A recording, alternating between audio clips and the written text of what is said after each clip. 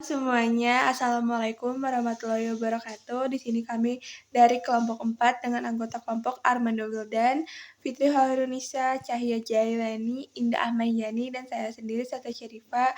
Di sini kami akan melakukan presentasi dengan analisis dan review dari jurnal penelitian sinyal rusak dengan metode pengukuran titik putus dan pemasangan fiber optik pada BTS sub 376 strip Panjang Subang. Selamat menyaksikan ya teman-teman.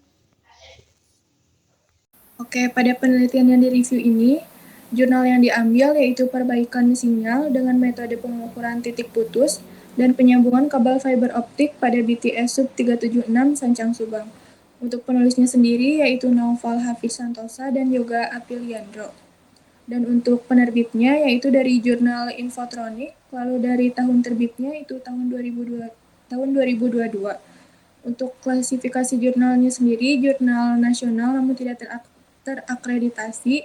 Lalu untuk metode penelitiannya, yaitu pada jurnal perbaikan sinyal dengan metode pengukuran titik putus dan penyambungan kabel fiber optik pada BTS sub 376 Sancang Subang ini menggunakan metode penelitian kualitatif, khususnya studi kasus.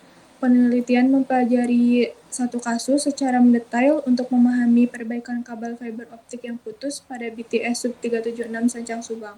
Untuk mengumpulkan data menggunakan Optical Time Domain Reflector atau OTDR, Function Splicer, dan Speed Test.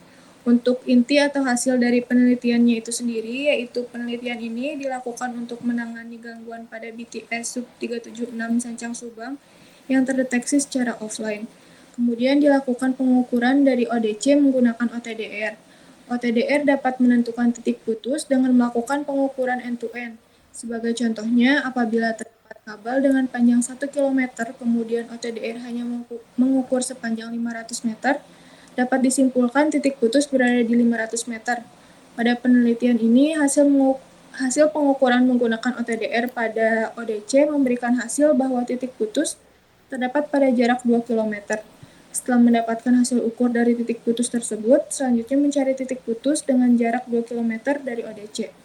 Langkah selanjutnya yaitu apabila telah ditemukan titik putusnya, dilakukan penyambungan pada kabel fiber optik yang sudah terlihat titik putusnya. Penyambungan dengan penggunaan function splicer harus sesuai prosedur, yaitu sesuai standar, karena apabila hasil penyambungan tidak baik akan membuat sinyal fiber optik menjadi jelek yang menyebabkan layanan BTS terganggu. Selanjutnya, setelah melakukan pengecekan menggunakan OTDR untuk mencari titik putus dan melakukan penyambungan, langkah terakhir yang dilakukan yaitu melakukan pengecekan layanan. Pengecekan layanan tersebut dapat digunakan melalui boot pada aplikasi Telegram, aplikasi Uneum, atau melakukan speed test sinyal kartu Telkomsel.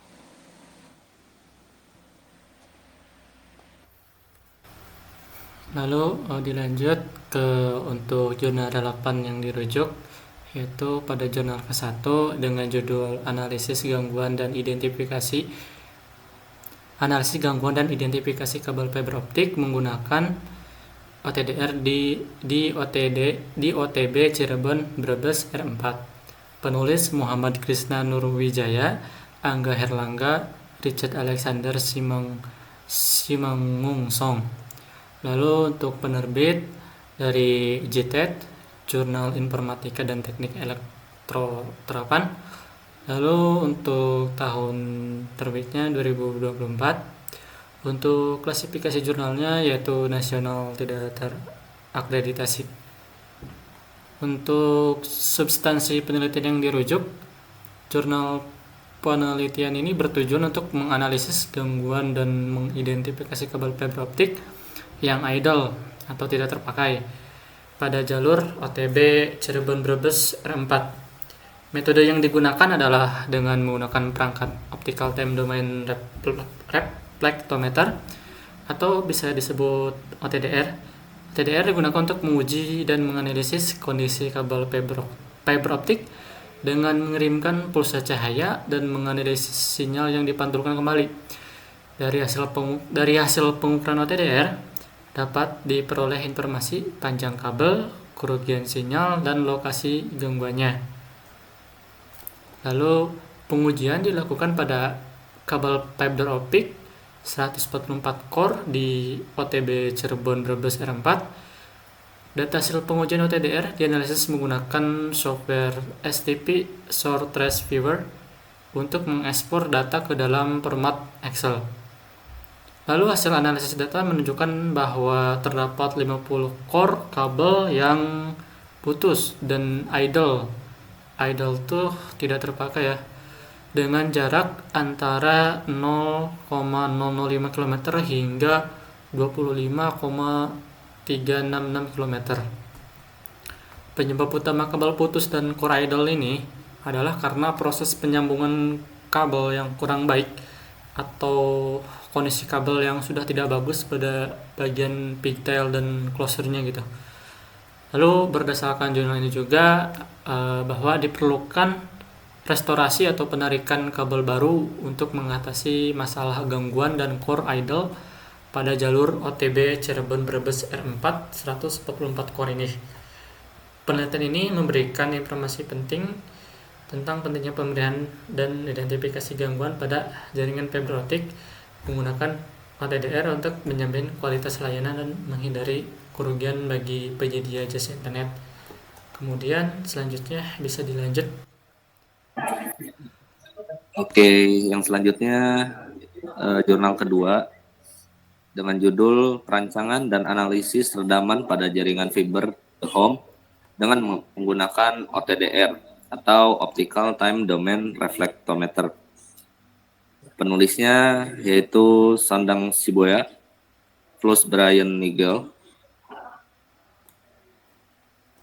M. Sinaga, lalu Dedi Setiati, dan Yohanes Bowo Widodo. Untuk penerbitnya diterbitkan oleh Jurnal Teknologi Informatika dan Komputer MH Tamrin pada tahun 2024. Untuk klasifikasi jurnal, yaitu jurnal nasional namun tidak terakreditasi. Untuk substansi penelitian yang dirujuk, yaitu penelitian ini bertujuan untuk merancang dan menganalisis redaman pada jaringan fiber to the home atau FTTH di Meruya Utara, Jakarta Barat. Metode yang digunakan adalah dengan menggunakan Optical Time Domain Reflectometer atau OTDR dan metode Link Power Budget. Perancangan jaringan FTTH dilakukan dengan memperhatikan standar kualitas dan kinerja yang stabil. Analisis redaman dilakukan dengan menggunakan OTDR dan menghitung link power budget serta rest time budget. Parameter yang digunakan dalam perhitungan mengacu pada standar ITU TG 984. Penelitian dilakukan dengan mengambil sampel data dari 3 optical distribution point atau ODP terdekat dari Optical Distribution Cabinet atau ODC.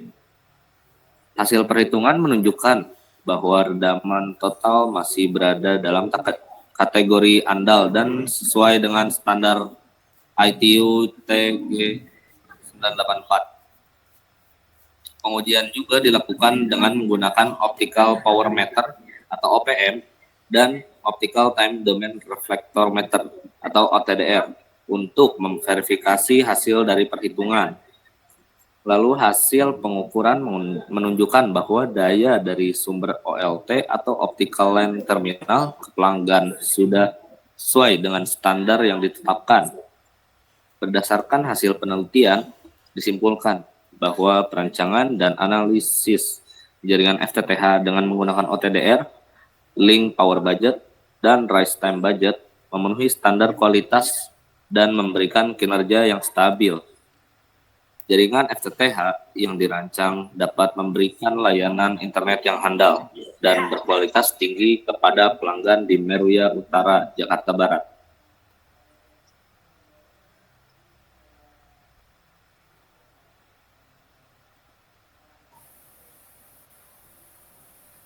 Oke, selanjutnya jurnal yang relevan itu merujuk yang pada 3 ini, yaitu dengan judul analisis rugi-rugi redaman serat optik dari hasil fusion splicer dan OTDR.